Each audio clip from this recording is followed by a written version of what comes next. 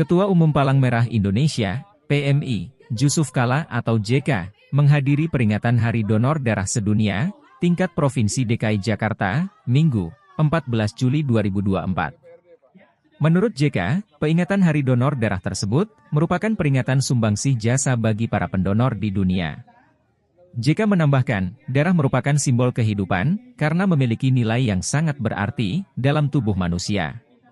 Sehingga JK menilai, para pendonor telah memberikan sumbangsih yang begitu berarti terhadap kemanusiaan. Dan ketika manusia kekurangan darah, maka dipenuhi oleh para pendonor.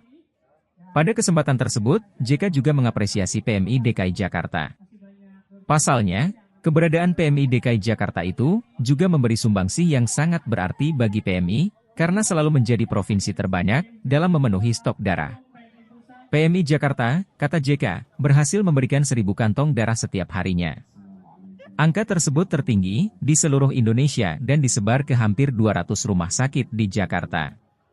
JK juga menyampaikan bahwa fungsi PMI hanya sebatas perantara, yakni mengumpulkan darah dari pendonor, lalu menyalurkan darah tersebut kepada yang membutuhkan. Selain itu, ia juga menjelaskan, jika yang membutuhkan darah bukanlah pasien, namun rumah sakit yang membutuhkan untuk menyelamatkan pasien yang kekurangan darah. Lebih jauh, JK berpesan bahwa donor darah merupakan aktivitas untuk kelangsungan hidup manusia, dan menyebutnya sebagai amal ibadah terbesar. Nilai yang paling berharga dalam hidup kita, 6 liter di badannya, 5-6 liter. Darah, tanah tumpah darah kita, saudara-saudara, dan berjuang sampai titik darah terakhir. Semua itu darah yang memberikan lambang bagaimana kita berjuang, bagaimana kita hidup. Iya, sedang melakukan 125 kali atau lebih, karena ini 173 kali nih Bu Suryani, luar biasa. Ini Bapak Haji Asari sebanyak 236 kali. Senior Darwin sebanyak 162 kali.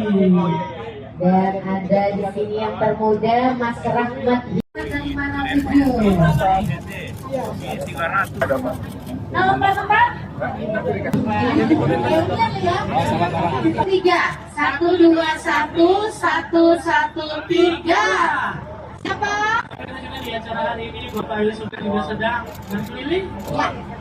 113. 113.